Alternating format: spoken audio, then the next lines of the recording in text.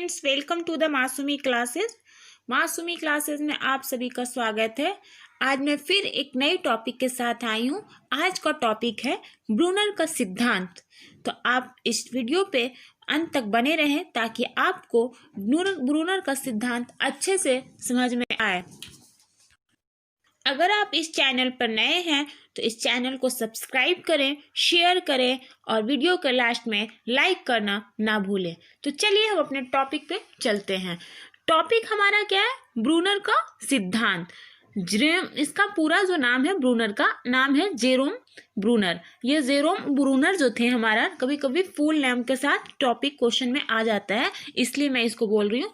इस Jerome Bruner जो थे वो अमेरिका के एक मनोवैज्ञानिक थे जिन्होंने संज्ञानात्मक विकास पर नया सिद्धांत प्रतिपादित किया जो जीन पियाजे के संज्ञानात्मक विकास के विकल्प के रूप में मनाया जाता है। तो ये इस तरह से क्वेश्चन आता है हमारा कि ये ब्रूनर कहाँ के थे। जैसे हमारे जीन पियाजे जो थे वो स्विट्जरलैंड के थे, तो इसी तरह से इसमें पूछा जाता है कि ये जो हमारे जेरोम ब्रूनर है वो कहाँ के थे, तो अमेरिका के थे। इसमें पूछा है कि ये कौन थे, तो एक ही मनोवैज्ञानिक थे जिन्होंने संज्ञानात्मक विकास पर नया सिद्धांत दिया था जो जीन पियाजे के संज्ञानात्मक विकास के विकल्प के रूप में मनाया जाता है। जीन पियाजे के विकल्प के रूप में, आप इस बातों को ध्यान दीजिएगा। ओके, आगे मैं चलती हूँ। इस टॉपिक में हमारा जो इस थ्योरी है उसको जेरोम ब्रूनर का सिद्धांत भी बोलते हैं, निर्मितवाद भी बोलते हैं, कंस्ट्रक्टिविस्ट जिसको बोलते हैं, और इसमें एक संरचनात्मक विकास हमारा वही इस टॉपिक में बोला जाता है। इस तीन थ्योरी मतलब तीनों एक ही थ्योरी है, इसलिए या करके लिखा हुआ है, तो आप इसे ध्यान दें। उसके बाद हम आगे चलते हैं कि ब्रूनर ने क्या क्या बोला था। तो मैं बताती हूँ, अभी बताई भी थी ऊपर में कि ब्रूनर संज्ञानात्मक सिद्धांत दिए है। ब्रूनर का सिद्धांत को पियाजे के सिद्धांत का विकल्प है ये भी बताया गया है। कभी कभी क्वेश्चन में पूछ देता है कि पियाजे के सिद्धांत का विकल्प कौन सा है, किस सिद्धांत को बोला जाता है, तो ब्रूनर के संज्ञानात्मक सिद्धांत को बोला जाता है, ब्रूनर के सिद्धांत को बोला जाता है।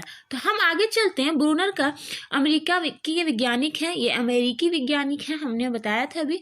उसके बाद है ब्रूनर जो है, पियाजे ने 4 अवस्था दी थी, इन्होंने 3 अवस्था दी थी। सभी लोग जानते हैं, नहीं है तो आप मेरे चैनल पे आप जीन पियाजे की वीडियो देख सकते हैं कि पियाजे ने 4 स्टेजेस दिए थे और ब्रूनर ने 3 स्टेजेस दिए थे, 3 अवस्था के बारे में बताया था। उसके बाद हम आगे चलते हैं कि ये कौन कौन से स्टेज थे जो ब्रूनर ने हमें दिए थे। ब्रूनर ने हमें इनएक्टिव स्टेज दिए थे, क्रिया निर्माण विधि इनएक्टिव स्टेज। उसके बाद आइकोनिक स्टेज, प्रतिबिंबात्मक या छायात्मक आयु जिसको बोल सकते हैं हम लोग। उसके बाद है सिंबॉलिक स्टेज जिसे संकेत या चिन्ह आधारित आयु भी बोला जा सकता है। तो हमारा 3 स्टेज है, आप ध्यान दें कौन कौन है। इनएक्टिव स्टेज, आइकॉनिक स्टेज, उसके बाद सिंबॉलिक स्टेज। हम लोग फिर चलते हैं आगे कि आगे क्या बोलता है, ठीक है।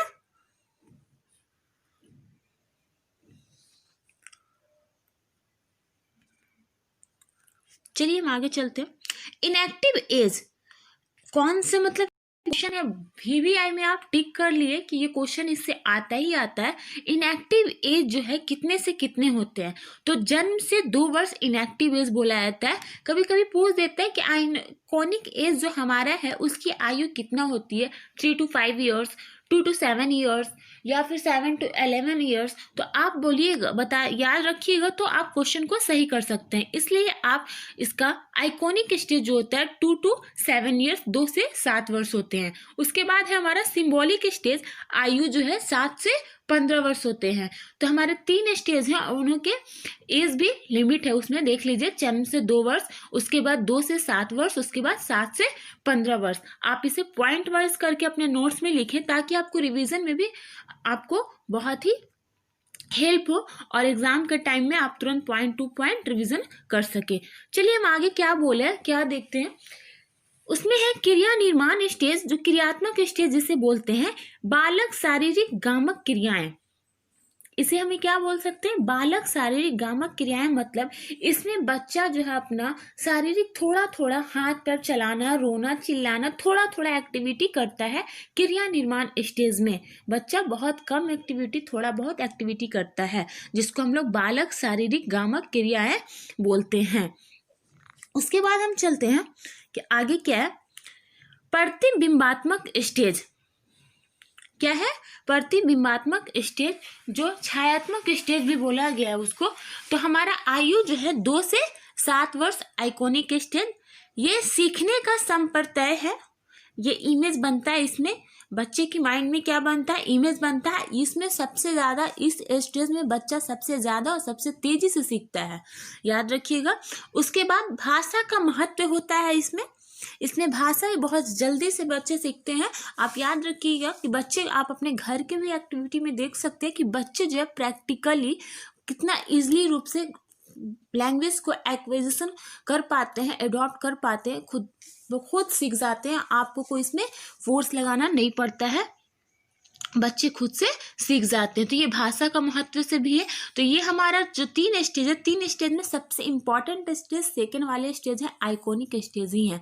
उसके बाद हमारा चमक, ध्वनि, गति का महत्व होता है। इसमें ध्वनि का भी, गति का भी महत्व होता है। तो आप सेकेंड स्टेज को बिल्कुल ना भूलें। अब हम चलते हैं अपने थर्ड स्टेज की ओर। थर्ड स्टेज हमारा है संकेतात्मक या चिन्ह वाली स्टेज। ये आयु जो हमारा है 7 से 15 ईयर्स है, 7 से 15 वर्ष है। उसके बाद है अमूर्त चिंतन अवस्था होती है। इसमें अमूर्त चिंतन होती है, कोई मूर्त मतलब हमारा ऑब्जेक्ट जो होता है, ठोस ऑब्जेक्ट की जरूरत नहीं है, ये अमूर्त भी होती है, बिना कोई सॉलिड ऑब्जेक्ट के भी बच्चा इसमें पहचान सकता है, सीख सकता है। उसके बाद विचारों को विकसित करने की अवस्था है। इसमें लोग अपनी थिंकिंग को डेवलप करते हैं, थॉट को डेवलप करता है इस स्टेज में बच्चा। 7 to 15 ईयर्स में मैच्योरिटी भी आने लगती है इस एज में, आप समझ सकते हैं इस चीज को। उसके बाद हम चलते हैं, ब्रूनर का बालक नग्न बंदर की तरह नहीं है। ब्रूनर का एक कहना था, एक लाइन उन्होंने दिया था। ये कभी कभी लाइन देकर पूछ देता है कि इस लाइन के बारे में कि ये लाइन किसने दिया था। जीन प्याजे ने दिया था, वाइगोट्स्की ने दिया था, ब्रूनर ने दिया था, स्किनर ने दिया था। ये ऑप्शन आपसे पूछ सकते हैं, तो आप इसे याद रखें कि बालक नग्न बंदर की तरह नहीं है, बल्कि बालक संस्कृति युक्त है। ये ब्रूनर का कहना है, ये ब्रूनर ने बोले हैं। आप इसे याद रखिए, अपने नोट्स में नोट के रूप में लिख ले। उसके बाद हमारा है कि ब्रूनर का यह सिद्धांत जो हमारा है श्रवणात्मक सिद्धांत है। उसके बाद अवेशन की सिद्धांत है। ये आप बोल सकते हैं कि ब्रूनर का यह सिद्धांत और क्या बताता है, तो श्रवणात्मक सिद्धांत के बाद है ये, और अवशेषण सिद्धांत है। Now with that notes I will end my video lecture, and if you have any queries then you can ask any question in comment box. Okay, मिलते हैं नेक्स्ट वीडियो के साथ। Bye bye, take care.